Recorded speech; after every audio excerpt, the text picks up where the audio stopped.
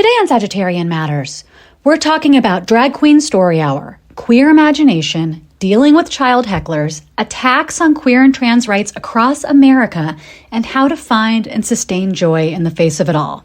With my very special guests, Capricorn LIL Miss Hot Mess and Aquarius Michelle T. Stay tuned. Capricorn matters. Capricorn matters. What's the matter? I'll fix it for you. Capricorn matters. Hello from the Sagittarian Matters Social Distancing Studios in Tahunga, California.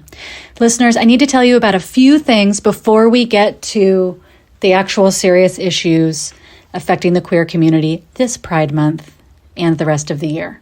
The things I want to tell you about are A, a travel innovations food achievement, and B, the most recent drama from the friendly Russian tortoise owners group.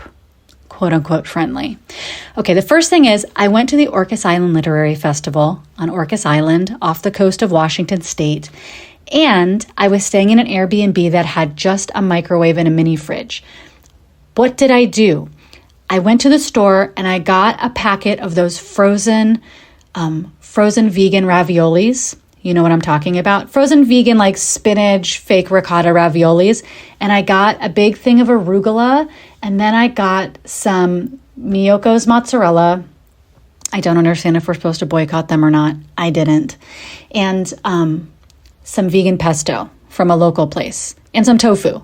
I took that home. That was my meal for multiple days. It was terrific.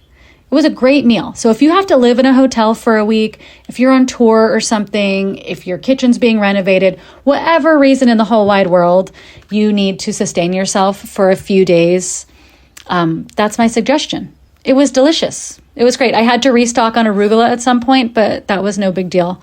And I'm always so happy to have the local pesto, even if I bristle at the price on first glance. Okay, let's get on to the serious gossip, which is the quote-unquote friendly Russian tortoise owners group on Facebook, my new community, my new people. Somebody today, just this morning, posted a photo of her two Russian tortoises and said, "Introducing new to us, Mr. Mo, Joe, and Mrs. Myrtle. We're so excited." Heart emoji, tortoise emoji, tortoise emoji. First comment. Do you want to guess? Was the first comment, "Congrats"? No. First comment. Do I have to be the first person on here to tell you, unsafe for two to be kept together? Definitely not! Exclamation point, exclamation point, exclamation point.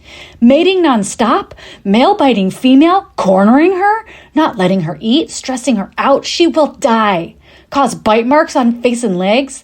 Is she the one on the inside of the rock? One of them's inside under a rock. Please take her out. Make sure she eats by herself. Like 17 exclamation points. The original author wrote, "Hey, no you don't."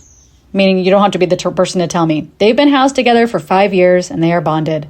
They often soak together and sometimes separately. They sleep independently, have plenty of space to be separated. They also eat amazingly independently. They seek each other out when free-ranging. If I see any signs, I will absolutely separate. Thanks for the concern. The person wrote back, "Okay, are they mature adults? My two were fine together till one day, thinking my male became a man. My two were so cute together? Question mark. Reason why I got another? Keep two together to bond? Exclamation point. Felt bad he was all alone? Question mark. 2 years later? Question mark. Boom! A million exclamation points. Horny? Mean as hell. Anyways, I'm so happy to hear your story. Enjoy. Okay. So that was this morning. Different day, different drama. I just want to show you the tone of my people, my new community. Some guy posts a picture of his tortoise standing in his terracotta water dish. Think like the thing you put underneath a plant. Oh, some lady posted this. "Why does he poop and pee all over his food dish every day?" Crying emoji. "What are y'all using to clean it? Soap-wise?" You're never going to guess if this comment had to do with soap or not. It didn't. Chris says, probably because you gave him a dish instead of a piece of slate tile. Some people use slate tiles for the tortoise to eat off of because it trims their beak. Also, they usually poop and pee while eating. Okay, somebody else comes in and says, Chris, I seriously doubt it has anything to do with not having a slate tile. Mine shits on her slate tile while eating, as do many others. Chris comes back. Karen, did you not read the also? Chris, I did. I was addressing the first half of what you wrote, though. Somebody else comes in, the original poster. Karen, I was curious why a piece of slate would matter over terracotta, too.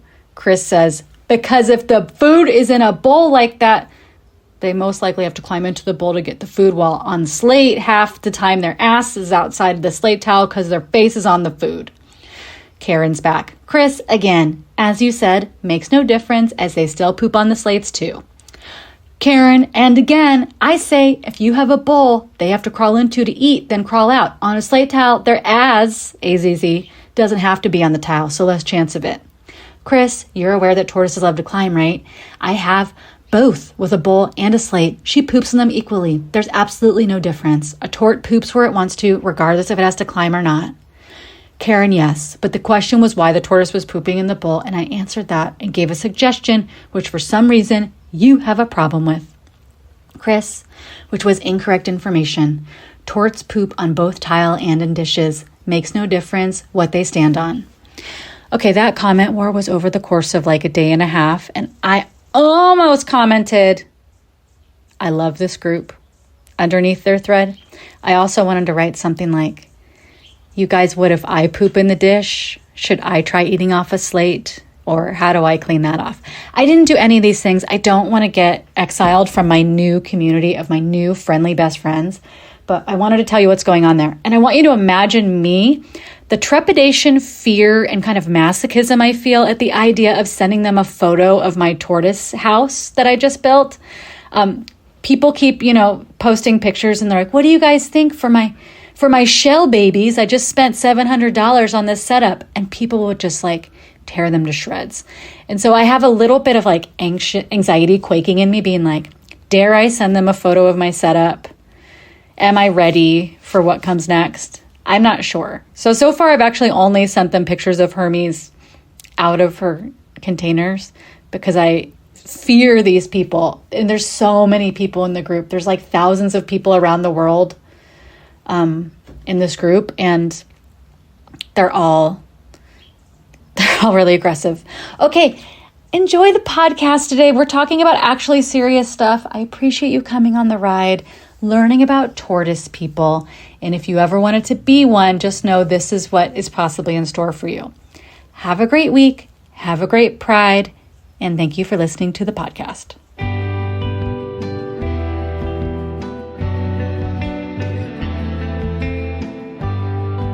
LIL MISS HOT MESS is the author of the children's books If You're a Drag Queen and You Know It, and The Hips on the Drag Queen Go Swish, Swish, Swish.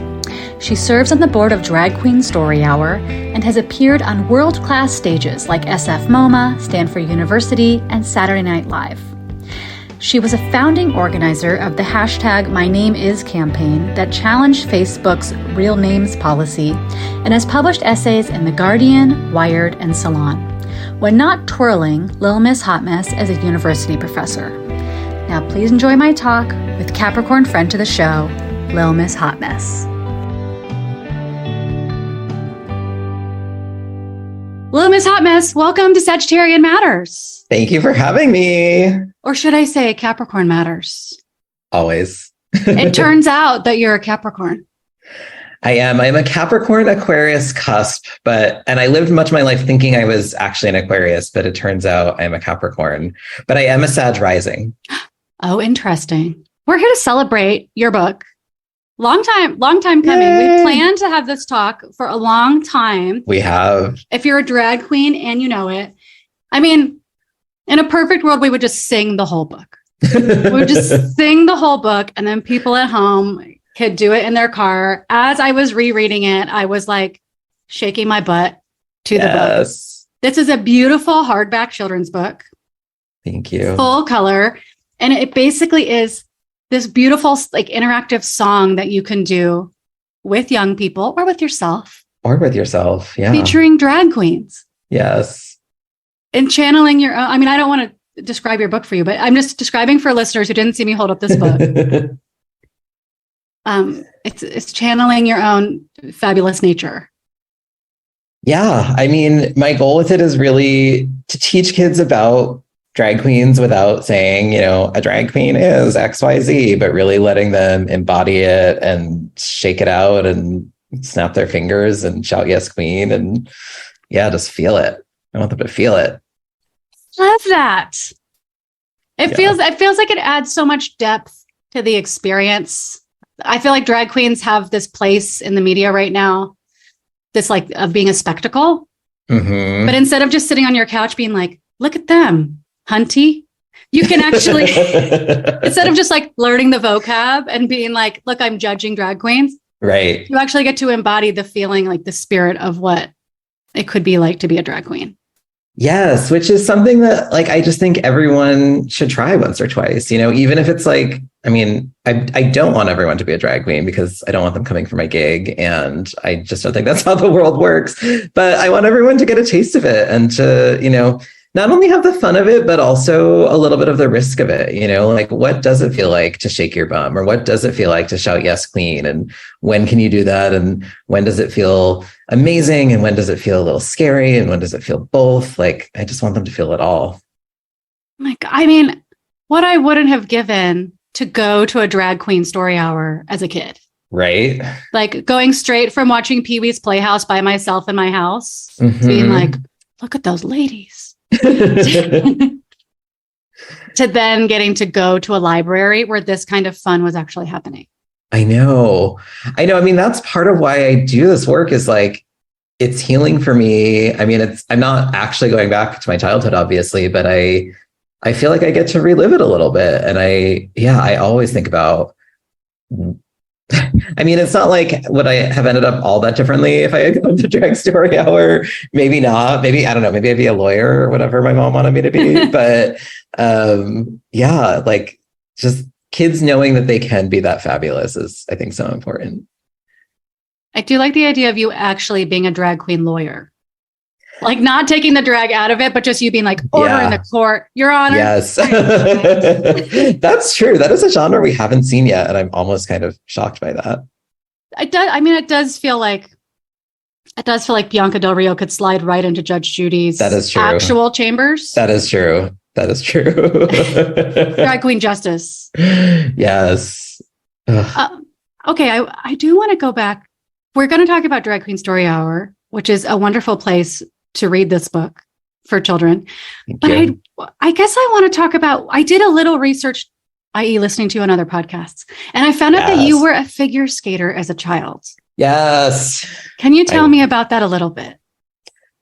I mean, I was a very gay child, even before I had any of the words or confidence to describe myself. But yeah, I was a figure skater. I did musical theater. I did gymnastics. I tried soccer, but never got into it. But yeah, figure skating when I was a kid was one of my passions. I never got to be like amazing. Like I could do some of the smaller jumps and things like that and spins. And I did like little kid competitions, and my biggest number routine, whatever we called it back then, was to the Pink Panther theme. And I got to wear a little pink bow tie and cummerbund. Although, of course, I like wanted to wear the, girly figure skating outfits, which are so much better. But yeah, it was a fun, expressive, strangely supportive experience to get to do that as a little queer child.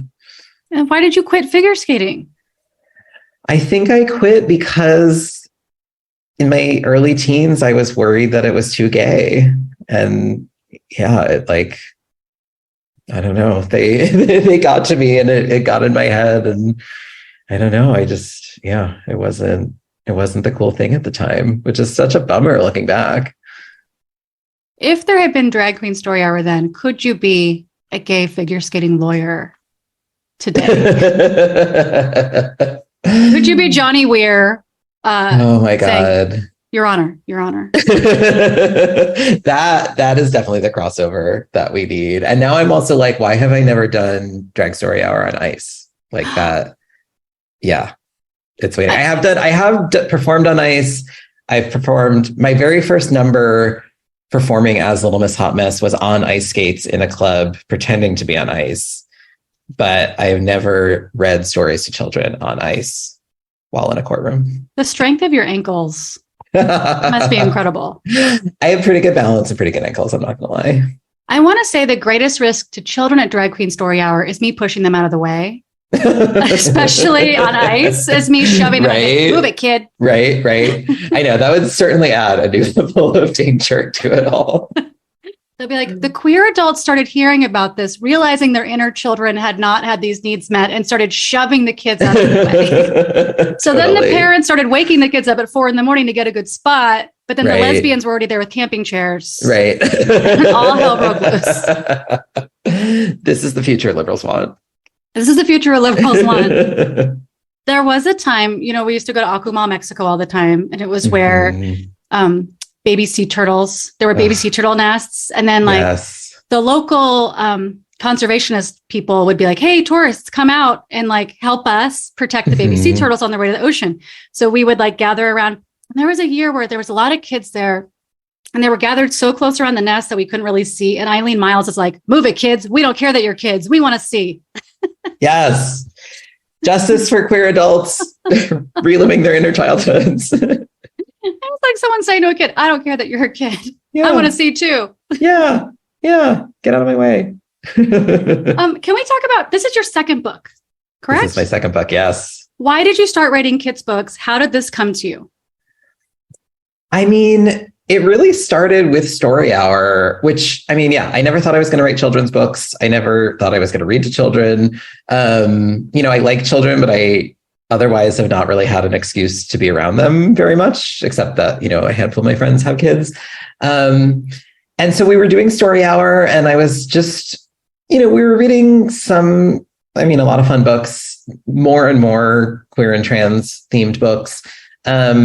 And it's not like drag queens need representation, but I was like, it would be fun to have a book that is by and for and about drag queens so that kids can understand this, and so that they can take a little bit of the fun and magic home with them, and so that we could also reach kids in places where we didn't have, in-person Story Hour events.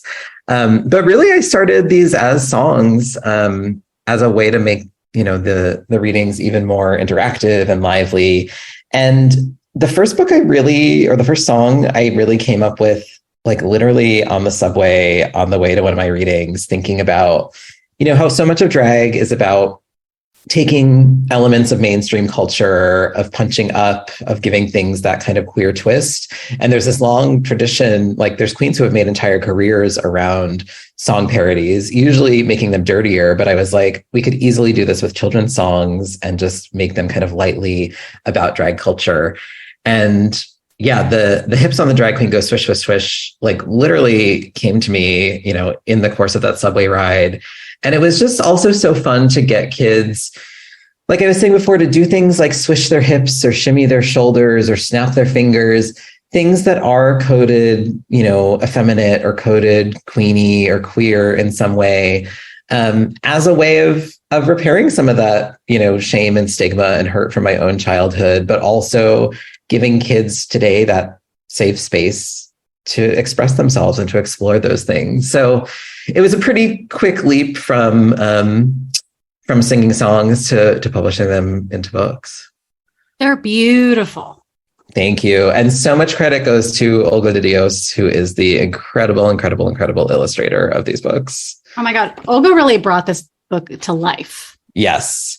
And I'm so happy, in the world of children's publishing, which I didn't fully know, it's kind of rare as an author to get to have so much say in who gets to illustrate your books. And thankfully, my publisher, Running Press Kids, was really generous with that. And I hadn't been in the world of children's literature or anything like that. And so I had to do my research, and someone recommended her books to me, most of which are in Spanish. She lives in Madrid. And a lot of her work was cute, but wacky, zany, quirky kind of monsters. And as soon as I saw them, I was like, this is who I want to do this. Because I knew she would get the queerness of illustrating drag queens. And some of the options that my publisher had given me were either very like soft pastel, blah, blah, blah, or like kind of like sexy Disney princess Bratz doll. And I was like, these are not it. Like drag needs to have that quirkiness that immediately jumps off the page, or else it's just not going to read. Yeah. Oh my God. I would be so sad if they all looked like Bratz dolls. Right? That's like, yeah, save that for the RuPaul's Drag Race books or whatever. Yeah, save that for something else, not for this. Yeah. Well, will you tell me a little bit about Drag Queen Story Hour and how it started? Because you and I know, but listeners, I think maybe don't know. Yes.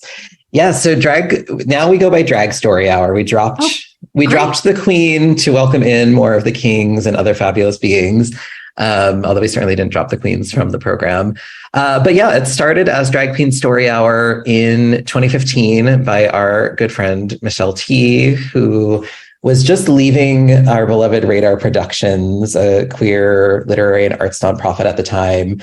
And so Michelle, along with Juli Delgado Lopera and Virgie Tovar, really made it happen. And, Michelle had recently had her kid and was looking for opportunities to have like queer friendly and family friendly fun time together. And I think was just, looking at this traditional model of library story times and feeling like it could just be jazzed up a little bit. And so, I think it's interesting. Since then, we've learned, that not shockingly, other drag queens have read books to children throughout history. But I think it was just such a magic moment for this to happen. It was such like an idea whose time had come and just so crazy it might work in this moment. And yeah, so it started in San Francisco. I personally had just moved from San Francisco to New York, and I was watching all these friends of mine post these like adorable pictures and feeling so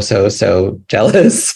And Michelle came out to New York and we did a story hour, and, we just sort of saw them start to pop up all over the place, and eventually, herded cats and brought us together into this now international organization. So cool. Yeah, it's so fun. Is there something that what do you usually look forward to when you're going to do it? Like, is there something that generally happens that you're like, this moment is probably going to happen there? Oh, that's such a good question. I mean, it's interesting because compared to some forms of drag, it's a little bit more formulaic. I mean, not actually, but just the fact that that you're going to read a certain number of books and like sing a certain number of songs and stuff like that is a little more like standardized than a typical drag show.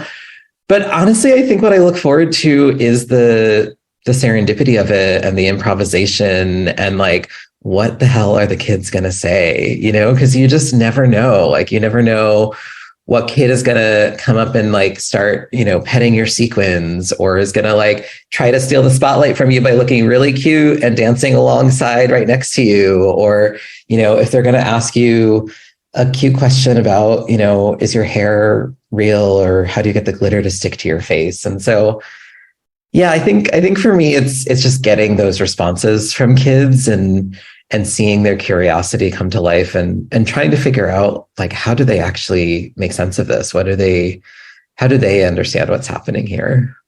Yeah. Well, yeah. I read your op-ed about imagination. Mm-hmm. And I wonder if you could speak a little bit about the importance of that and letting their imaginations go wherever Drag Story Hour is going to take them.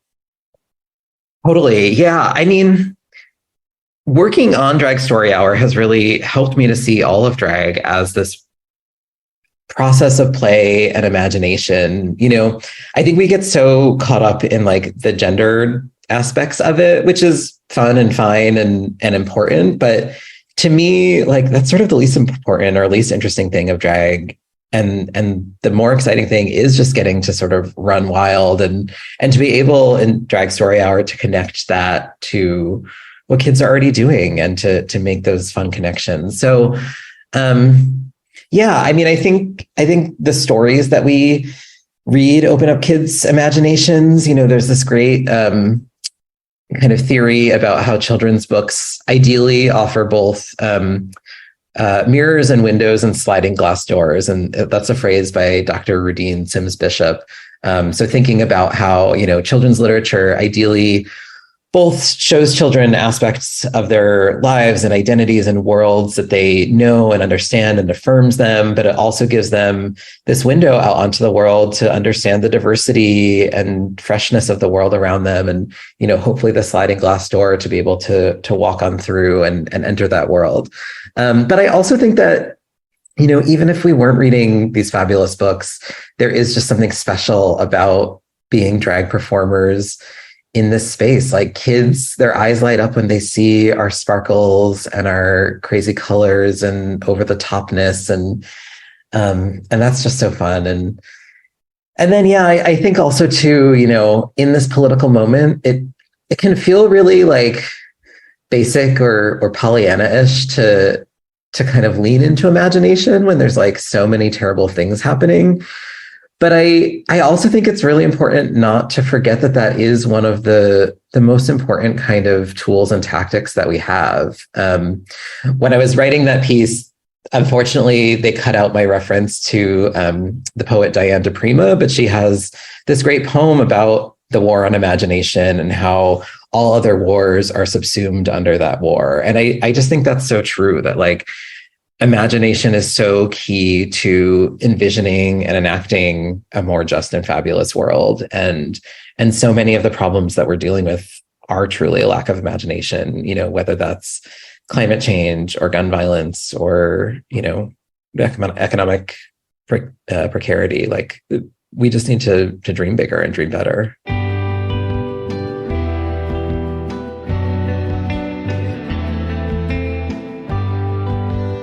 Today's episode is brought to you by Meryl Kaufman. If you would like to support Sagittarian Matters, in particular producer Chris Sutton, please send $5 or $5 million, that's your business, via PayPal to hornetleg@gmail.com. Or, this just in, he's got a Venmo, Hell Books. That's HE double hockey sticks books on Venmo.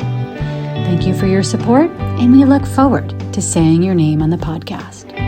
Producer Ponyo looks forward to it too. Don't be scared. That's just Ponyo's speaking voice. I started reading this academic article that you ran about drag pedagogy. What can you tell me about drag pedagogy and queer imagination? Yeah, so that was an article that I wrote with my friend, Dr. Harper Keenan, who's a professor at the University of British Columbia in education. And it's just been a really wonderful collaboration to sort of bring what I intuitively know about drag or my experience doing Drag Story Hour and his, years of experience, both as a teacher, but also theorizing and studying education.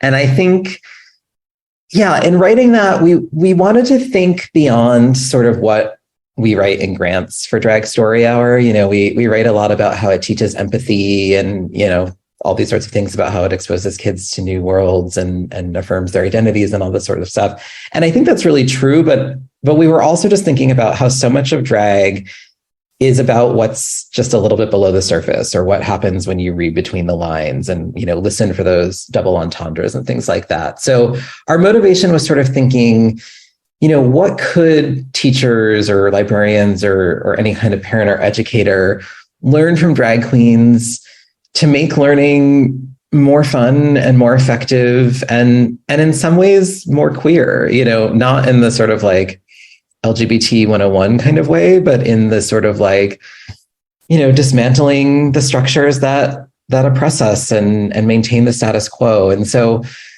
we thought about a lot of things. We thought about, how drag historically has used humor and camp as a way to address, stigma and shame, and how there's a lot of ways that you could do that with kids, because kids go through a lot of, feelings of discomfort and of being bullied or feeling judged or all these sorts of things.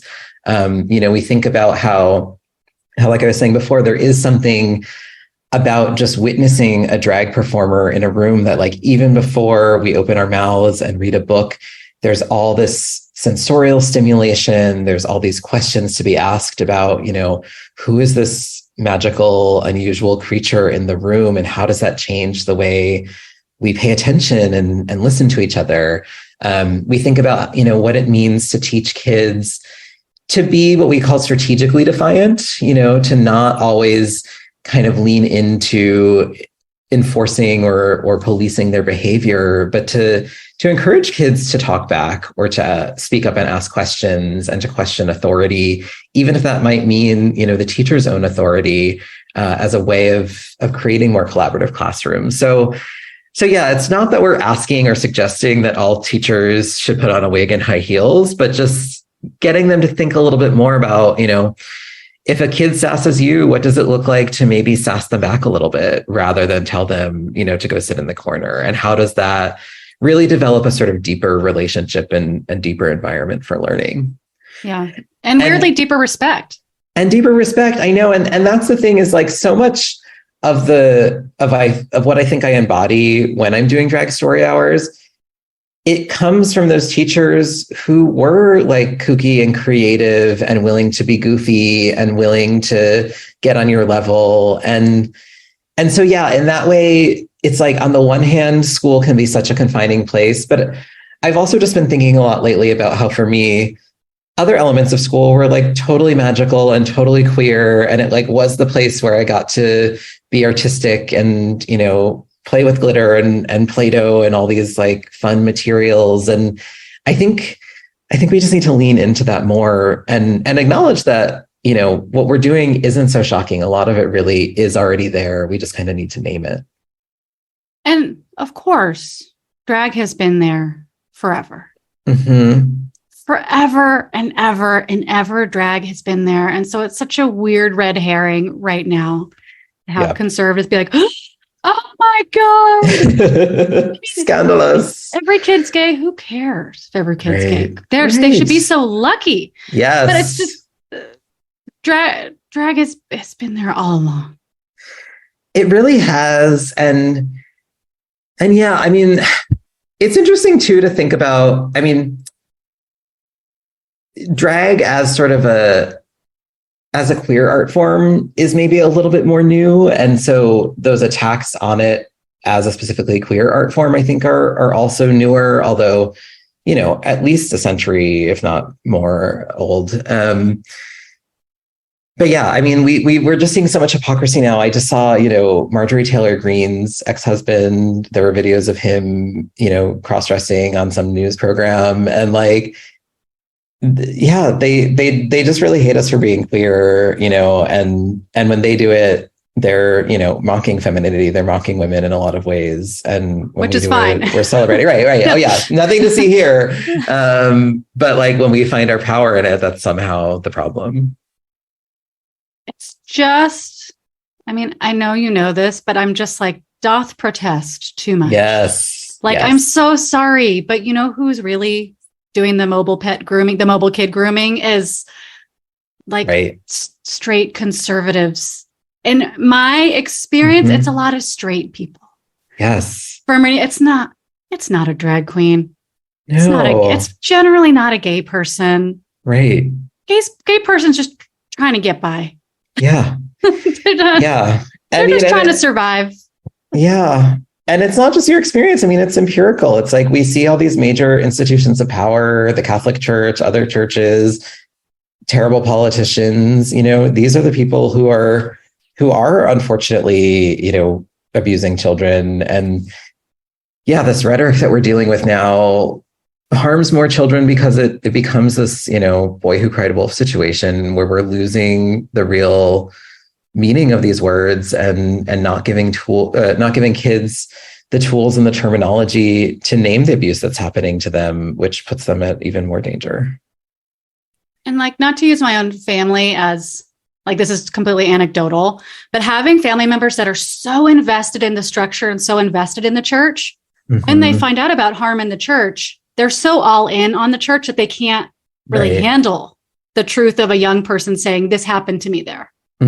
Because they haven't used their, if we're coming back to imagination and the idea of reading between the lines and seeing outside of the structures that are fed to you, they're just like, that can't be, the thing you're saying must be wrong, victim, person, or survivor, because that's not what the church is for.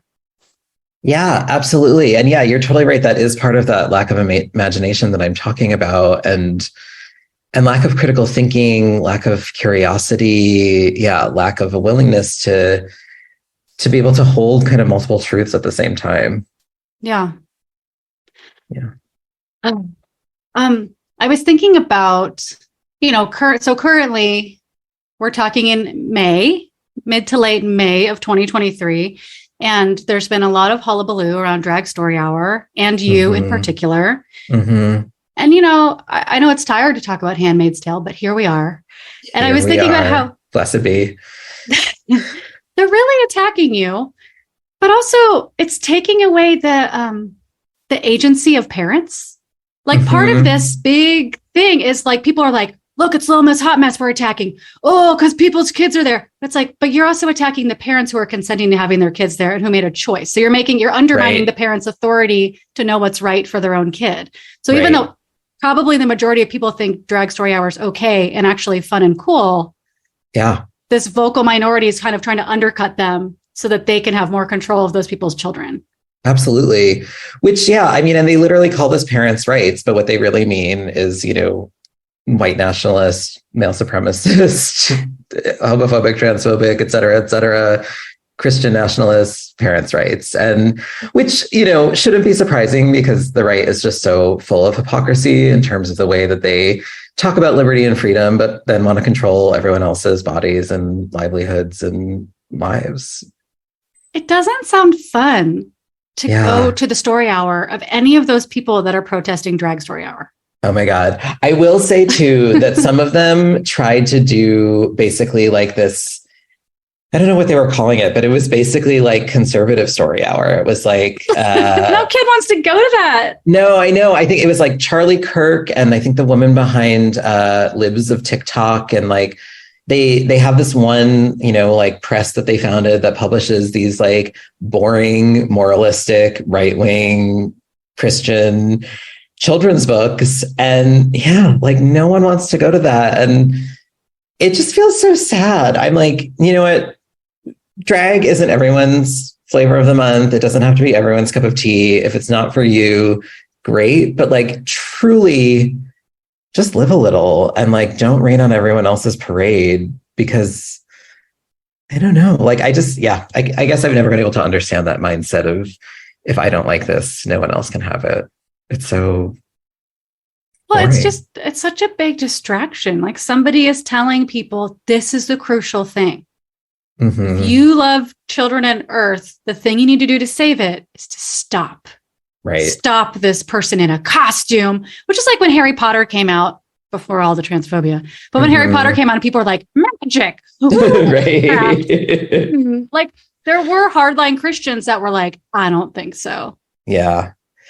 Yeah, it's absurd. And it is also worth mentioning too that, it's not as spontaneous as they want us to make it, or as they want us to feel like it is. This is a highly coordinated effort. I mean, the same people who brought you the attacks on quote unquote critical race theory are literally the same exact people manufacturing, this crisis around quote unquote gender ideology or quote unquote queer theory, which it's funny because, queer theory is a thing, but it's not what they're talking about.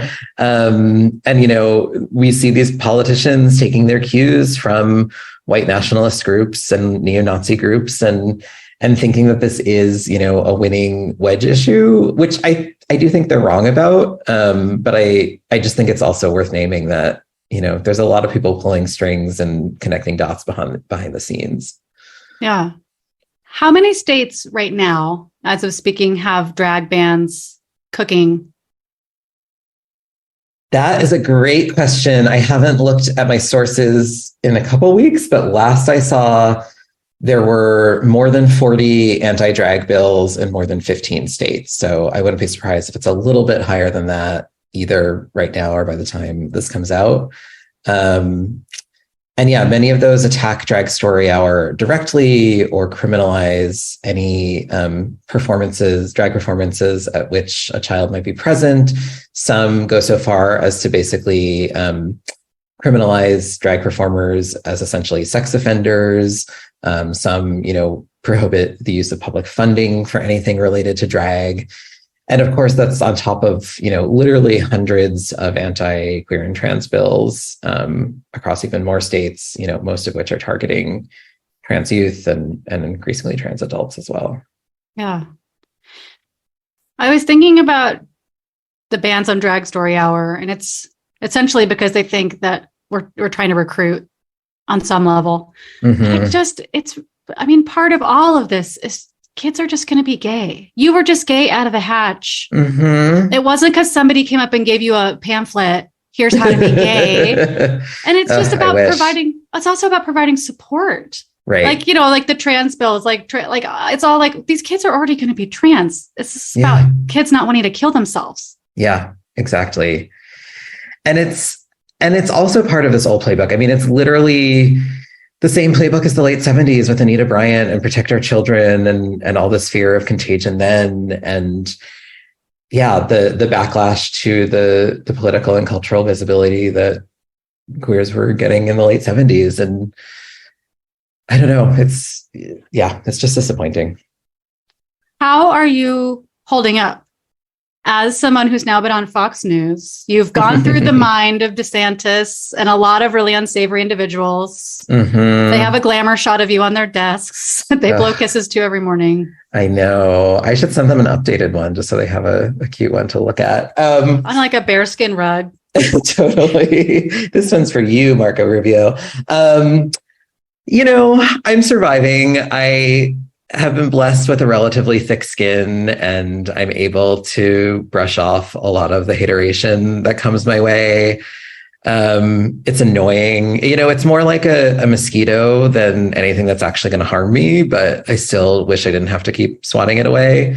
But I do have a very the show must go on kind of attitude. And I think most drag performers do. This is not our first rodeo. It's probably more intense than many of us have lived through in our lifetimes, but not for everyone. Many people have lived through even more intense political battles, the AIDS crisis, all these sorts of things. And that's something that I think about a lot too, is like, when drag is under attack, the answer is more drag. It's to lean into it and to find, again, the solutions in that play and creativity and imagination, and to remind ourselves that, we're literally forged in the fires of Stonewall. And it was, trans women of color and gender nonconforming folks who were also drag performers who led that rebellion and led many other important queer uprisings. So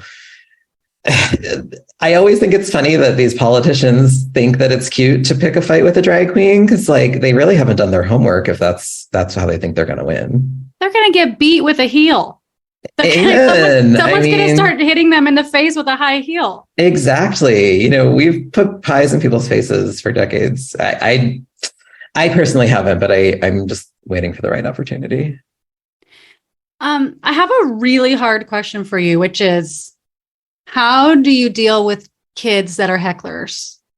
We've talked about how you're holding up with all the conservative pressure, but when you go in there to read a book and there's a kid that just won't let you, that's looking for the spotlight.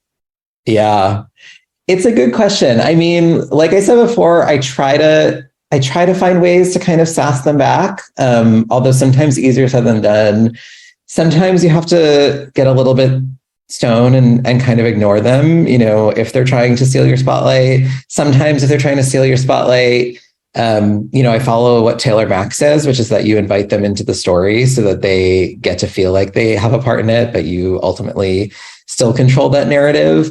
And again, I think I just try to see them as genuinely curious. There's only a couple times that I can think of where there's been a kid who's, asked a question or done something in a way that I feel like is not with the best intention. I can think of this one classroom that I was in with this little boy who, triggered all of my own childhood trauma of mean little boys, and asked me a question about what my boobs were made of, and I think I just, said something like, well, that's not for right now, and you just kind of have to move on. But I don't know. I think I think that's one of the fun things is that there's a sweetness to children heckling, and there's also a sweetness to adults heckling too, unless maybe not these crazy protesters, but a drunk queen in a club is not all that different from a, sugar high kid at a story hour. Everyone's just excited to be part of it. Yes. We're all just excited to be there, and we're expressing it in different ways. Right. And that's part of the magic of drag too. And something that I've been really enjoying telling kids lately, because sometimes they do ask me, am I really a queen? Am I really a princess? Something like that. And what I love to tell them is that drag queens, we are real, we are queens, but we don't rule over people. We're of the people. And I think that that's such an important aspect of drag culture that's changed a little bit in, recent years with Drag Race and more of the celebrity, but like drag queens, we, we hang out with our audiences after the shows. We, do whatever naughty things we're going to do. We all drink together. We all dance together. We all laugh together. There might be this kind of moment of getting the spotlight on stage, but at the end of the day, yeah, we're all just having a good time together. And I think that that's an important thing to remember too. Thank you so much. Can I ask you a bonus question? Please. Out of my pure curiosity. Yes. As you as a thinker and a drag queen, is what is the intersection between the political backlash and the popularity of RuPaul's Drag Race in the mainstream culture? Oh, I think it's totally related. I mean, I think this political backlash is all about the visibility and political rights that queer and trans people have gained over the past, decade or so. And it's like that. It's that other sad part, which is that, so many people feel like that's taking something away from them when it really isn't and really doesn't have to be. So yeah, I mean, I think it is sort of, there's a lot of queer and trans thinkers thinking about, the trap of visibility and what it means to kind of hook our political movement to that. And so I think that's part of what we're seeing. And, it's also interesting too, drag performers have always had this weird dance to do between visibility, hypervisibility, invisibility. There's been many times in our political history where mainstream gay and lesbian activists didn't want anything to do with drag performers because we were seen as, not respectable and bad for the movement. And now, we've kind of been in a moment where we get to be the queens of everything, but yeah, it's tricky to always be in that spotlight. It's such a weird moment because more straight people than ever are like, yes, hunty, go read her for fifth boots down, like whatever thing. Right. Like I'm seeing more straight normative people that maybe like 12 years ago wouldn't have been speaking this way, thinking about these things, obsessing over these things, be like, yeah. Like, and they are. And at that same time, there's this backlash. And I understand there's like the idea of like, oh, everyone's about to lose power. So they're grabbing it. It's a last gasp. Mm-hmm. And I'm like, is it a last gasp? Like, how is it so? I hope so. I mean, I don't know. We can only hope. It's like either the last gasp or it's the prelude to fascism. I don't know. I guess we'll find out. Not to get too dark. I guess we'll find out. Is there anything we did not mention that you want to make sure to mention? Or do you have final words or advice for people that are living in a state where they are a drag queen or queer or trans and they want to know how to get through this moment? I think for that, I would just say to continue to find moments of queer joy, which again, I think is just so much of what drag is about, is not letting them win, not letting them steal that from us, even in some of our lowest and darkest moments, finding that torch song that gives us the strength to keep our heads held high and to, link arms and fight back. And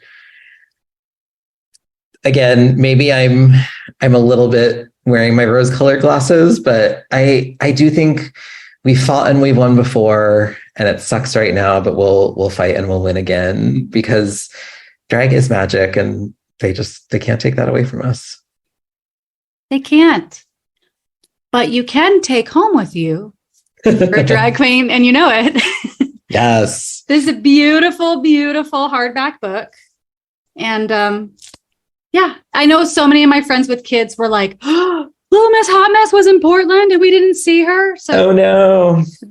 They'll be thrilled to have this book. And if you ever go back, I'll make sure to tell every child I know.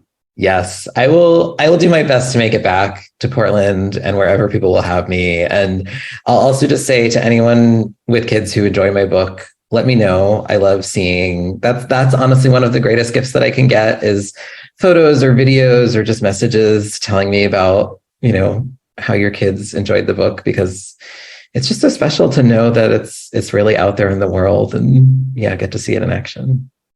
And it's so, because you write it by yourself and then it goes out in the world and it's such a private experience reading a book. And, if you're not hosting a story hour. Yeah. And so it's so nice to know that people had that experience with it. It really, really is. Little Miss Hot Mess, thank you for coming on the podcast. Thank you so much for having me. It's always a pleasure. It's wonderful to see you. And we will be playing the Capricorn Matters theme song. Yes. For you because of your placements. Work. Is that what it is? No. That's the spiritual Capricorn Matters theme song. Yes.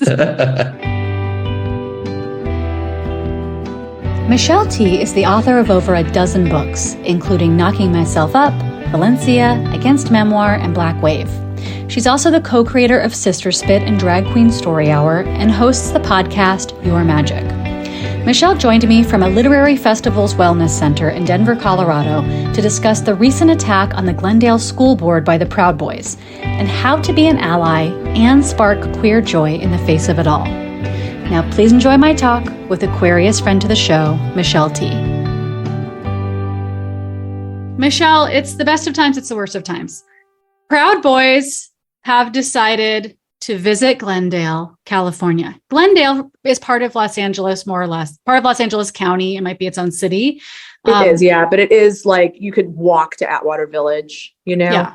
And Glendale is attached to Tahunga, where the Sagittarian Matter social distancing studios are.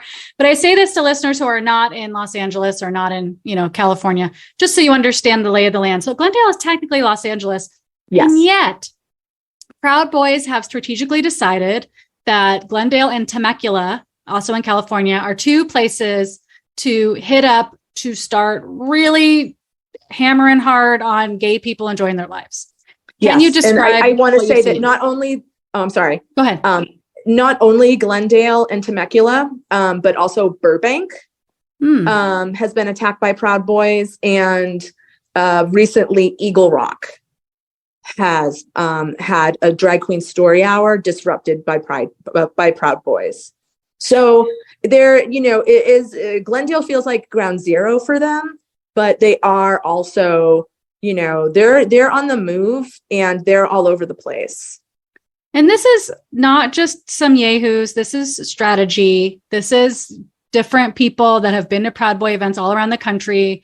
This is stuff that is being reported by that guy, Andy Nigo, on Twitter. Like, there's just like different Proud Boy facilitators that are, it's all part of a big thing. It's not just random people. No, it's not random at all. This is a really strategic organizing plan they have that, what's really interesting is a lot of these people were big anti-vaxxers and anti-maskers, and we're doing all this unhinged quote activism around that.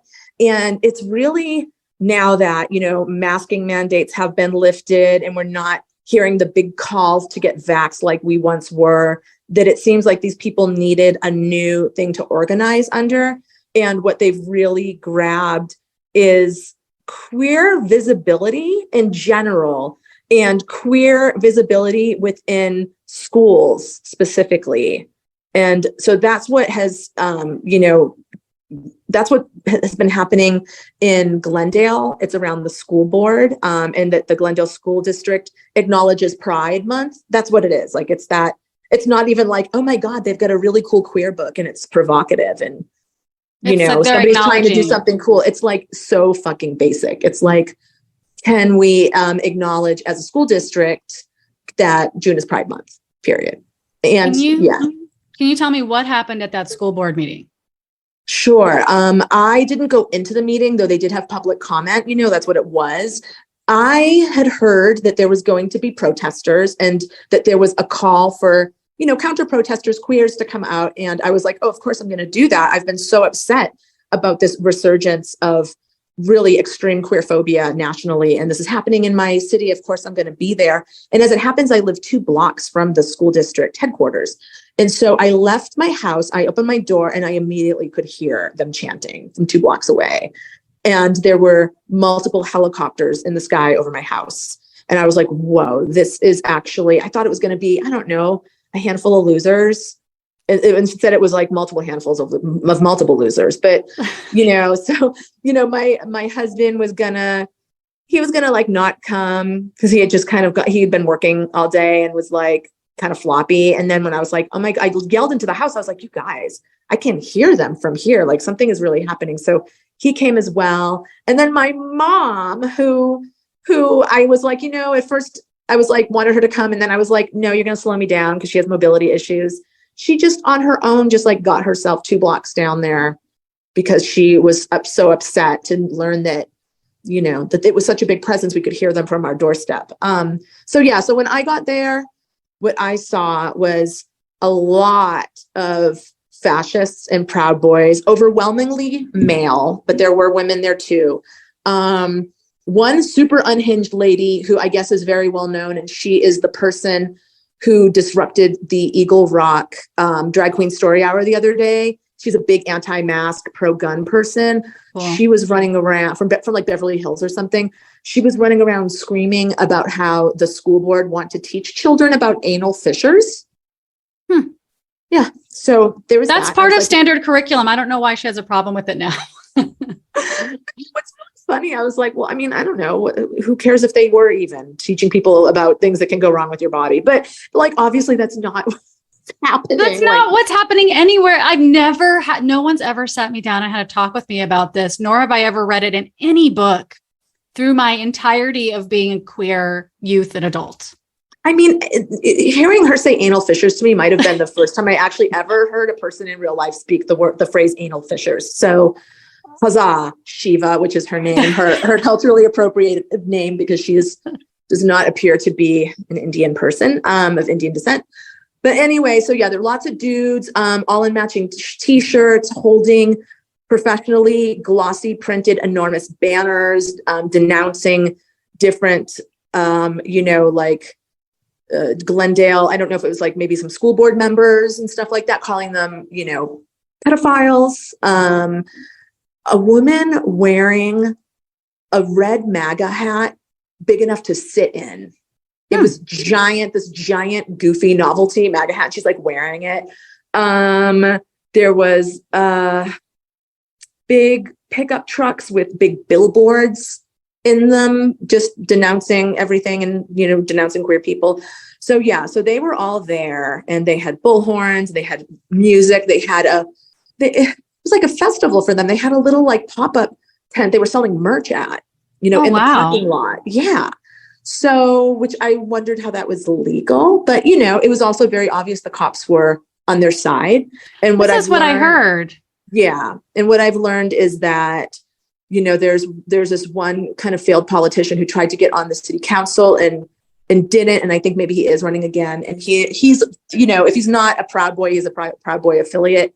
And he's awful. He's a fascist, and the cops, backed him. They like supported him. So that's scary. So they had the Proud Boys and the fascists on one side, and then they had like, it roped off with like a little gully in the middle that the cops were standing in, and then another like rope, and then the queers were on that side. So there was like a moat of police officers between us, and our side hurt my heart. There was just, I was so happy that people were there, and I could really see and feel how scared and upset everybody, was. Somebody was passing, scared and upset people are, somebody was passing around a bullhorn, and people were speaking into it like who they are and like why they're there, and, there were a lot of parents. It's a school board meeting. That's not surprising, right? There's a lot of parents who are queer like me, There are a lot of,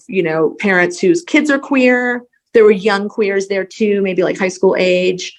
And it felt like that thing, like for me, and I'm 52 years old. So I've like had a lot of different experience, coming of age as a queer when, it was really common to encounter tons of queer phobia all the time. That like, I don't try to talk to these people or engage with them, and it's not even just as like a good technique, for nonviolence or anything like that, though it is that as well. It's just more like, I have nothing to say to these people. Like I'm not going to change their mind, but I felt like there was a lot of like yelling from the queer side, sort of earnest sort of things and it just made me like feel bad for the queers. Just be like, don't waste your energy on these losers. Like they don't understand your beautiful queer, magic. And it's just, I don't know. It's hard to know what to do. I mean, people were busting out all the old chants and I was like, oh Jesus, not this again. But like at the same time, like we needed some noise. I talked to a friend I met up with there, and she was like, oh, I wish I'd brought my drums. And I was like, oh shit. Yeah. I have a drum kit too. I could just like pull a tom off and bring it next time. And there was somebody else was like, we need a lesbian drum circle. And I was like, I never thought I'd agree with that, but yeah, we need some theatrics. They have a lot of theatrics, they got their signs, they got their shirts, they got their sounds and their music, and they're not trying to win us over. You know what I mean? Yeah. And to have people on our side sort of doing this sort of sad, futile attempt to win them over just made my heart hurt. And I was like, we need better organization. We need somebody stepping up to give us something to focus on or do that actually feels empowering and helpful and joyful, and that takes our focus maybe a little bit off of them even and puts it more on like the strength of like queer joy and queer magic. Mm-hmm. Well, so Queer Nation has risen up in LA, and then maybe other organizing bodies will too. But essentially, like just calls have been going out saying, hey, queers, show up to this place. Yeah. Because we have been getting intel about different places during Pride Month that the Proud Boys are going to show up at. Yeah. And so then there's been calls to action. And I know some people, like Beth Pickens has talked on the podcast before about how during hard political times, actually making a list of what you do have to offer and what you don't have to offer. And so it's okay if not every person's body can be up on the picket line. Oh, yeah. But do you know allies who can? Like, this is a great time for allies to step up, because it does, in the instance of this protest that happened in front of the school district office, it did turn violent. I had left by that point, but I have a friend who was inside the school board chambers offering, public commentary. And first of all, it's important to mention that inside the chambers, it was completely pro-queer, queer love, tons of pro-queer people on the public comments. The school board itself is pro-queer. So, that's really important. And it's interesting because I think that the people who missed the protest and their experience was in the chambers had such an affirming, uplifting, empowering experience, and maybe felt a little sad that like it was the violence that got the media attention. Which is understandable, but also the violence was so scary. I mean, if you saw online, there's video of people getting punched, there's pepper spray. When this was happening in the parking lot, the folks who were inside the school board chambers, including my friend, had to shelter in place, and they weren't allowed to leave, and everything was on hold for a while. And then when they released and people could leave and they were done, my friend went out to the parking lot and she couldn't get to her car because there were just Proud Boys everywhere. And it was like really scary. So she like walked over to my house. That's how close I am. Is that she just like walked over to just like hang out with my mom for a minute. But yeah. So wait, but what was your question? So what happened next, and just ways to show up. Okay, yeah. And ways, what happened next? A lot of queer people listen to this, but also queer allies. Yeah. Oh, yes, that we do need allies. We do need allies because I think especially at this point in our culture where queerness and queer culture has become something that straight allies do consume, whether that's having a fun time at the gay bar or going to Pride or watching Drag Race, whatever it is. There's a lot of queer culture that's accessible to straight people, and they love it. And, and they have their queer friends and stuff. But what we're facing right now is really terrifying. And I mean, like, I usually like roll my eyes a little bit when people are melodramatic about like the state of the world. Cause I'm like, just look at history, everything, it's not like that. But this does feel like, when I leave my house and there are like Proud Boys walking down my street, and like my grocer across the street from me, who I've been shopping at his store for years, was actually at the rally, not with us. Like, it feels really scary. And for me, I just start thinking about, there's countless examples in history of neighbors turning on neighbors for ideological reasons like this, and it turning into murder, and it turning into really it goes to heinous places. I mean, we know this. And it's a little arrogant to think that it can't happen here when it has happened literally all over the globe. But it has happened here in the past, right? So to me, it feels that urgent. So I really want to make a call to all allies. Like, if you've ever danced in a gay bar, if you've ever had a beer at Pride, like, you better be standing up against these protests when they happen. If you find out about it, you need to come out. We really need straight allies. We need everybody to show up and say that it's unacceptable to have like fascists. They're getting bolder and bolder. It's insane that they are hitting Los Angeles, which is a major metropolitan city with tons of queer people. It's California. We're one of the like safe spaces in our country right now. And so it's really wild. We definitely need straight allies, and we really need, especially like cisgendered, like straight white men to like put their bodies between queer people and these Proud Boys, and just kind of do that, like step up in that way. We would really appreciate it. We would like that. Thank you very much. I'm 5'2". I need, if you're a man who otherwise would want to stand in front of me at a concert, thus blocking my view, if I've ever tapped you on the shoulder and grimaced because you were standing in front of me at a concert, now stand in front of me at the protest. Oh my God, I love that so much. Boys to the front. Boys to the front. Men who identify as boys to the front. Yeah, absolutely. So there has been a Queer Nation chapter that has formed in Los Angeles that is doing some organizing, some really daring organizing. This week, there was a follow-up to the melee at the school board meeting. There was a Glendale City Council meeting where the council people were talking about what happened. And unfortunately, there was, 4 core Queer Nation members came, right? 2 were inside the city council chambers, where they were drastically outnumbered and were called pedophiles by a room full of scary men who were screaming at them. And, I don't understand what the hell, like, the mayor was doing and the city council people were doing while this was happening, but it sounds terrifying and unacceptable and really scary for the queer people. And, there were some other queer people in there too, but they were definitely, or, concerned parents, were there. But they were definitely hugely outnumbered by the Proud Boys. And then outside on the street, same thing. We had like 2 Queer Nation members that were there kind of scoping it out, being a little bit more low pro, but, the Proud Boys obviously knew that they weren't Proud Boys. So they were also, in danger, and thankfully, some escorts came to get them and take them away.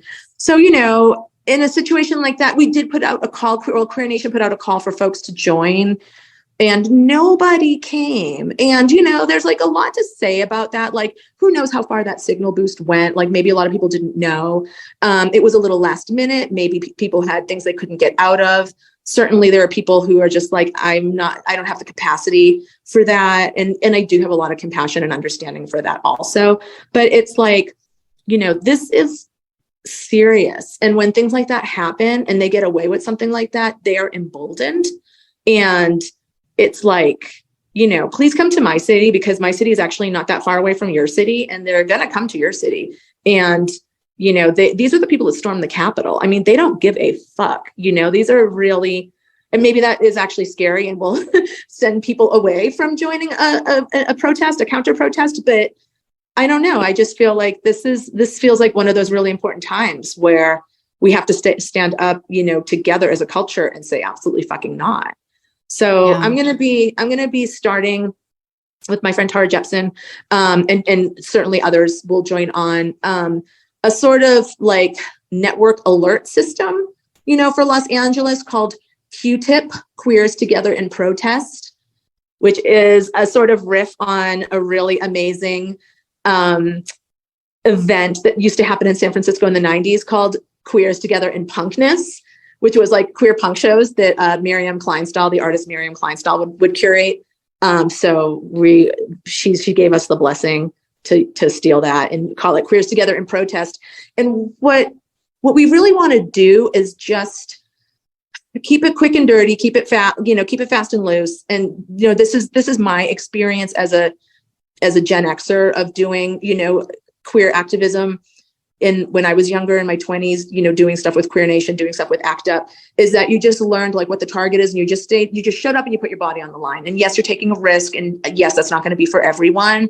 And yes, we will all support each other and keep each other as safe as we possibly can. But yeah, basically what we want to do is just be able to send out alerts when there is a queer event, a sort of larger scale queer event that might get protested. We want to let folks know. And maybe so that we can increase queer presence at that and not have it be as scary as it might be for the folks who are going. For instance, this Saturday is Glendale Pride, and obviously Glendale being ground zero for the Proud Boys, I'm expecting protests. So I'd love for, people to come out and be at this Pride and just be bodies standing in solidarity with Glendale queers and with each other. So we want to let people know about that. We obviously want to know about when like fascists are planning a protest, the way that they planned a protest at the school board. We want to let people know that so we can show up. And we also want to be able to alert, like, if there's a business that does something really queer phobic, or, if we find things like that out, that we can maybe plan an action to sort of call attention and scold those people and publicly shame them, So those are kind of the things that we're looking at. Great. And there's space for joy in our resistance too. Like I heard somebody say that for Drag Queen Story Hour, the kinds of things like having like a queer drum corps or like marching band come to show queer presence, but also like to drown out these people yelling that everyone walking in the door is a pedophile.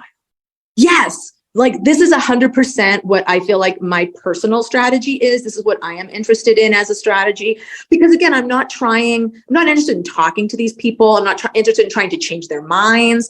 And I'm not interested in fighting with them, because like fighting and arguing makes me feel terrible, but I can show up to this heavy conflict situation. And if I bring a drum or a fucking big silly flag, or I dress like a clown, or if I'm like lampooning them, or, there's so many, you can use street theater, you can use music, you can use persona, performance art. I mean, we have like a troupe of like gay clowns that I believe are coming to, Glendale Pride. And it's for this reason. It's so that we have something else to look at besides these dummies, and that we can delight in each other, and also show them that like we're living our lives here, and like they can stand on the sidewalk with their bullhorns, and like life goes on. And they're not, I like it when they don't get our goat. I like it when we're able to resist sort of letting them set the conversation. Like the conversation they're proposing is we're pedophiles. Like how can you respond to that? Like that's insane. Like to even be like, no, I'm not. Like, it's like, it's so stupid. It's like, I'm not even going to have that conversation. So there's nothing to say to these people, So what do we want to say to each other in the face of them, I think is what I'm interested in. Yeah. Great. Yeah. Well, Michelle, thanks for coming on the podcast. Well, thanks for giving this a signal blast. And, if you're in the LA area and you're interested in learning about when and where things might be happening with Q-Tip, just DM me and I'll put you on some sort of list or something. Yeah. And you can find Queer Nation LA on Instagram. You can follow Michelle on Instagram. And be safe out there, friends. Please be safe, everybody.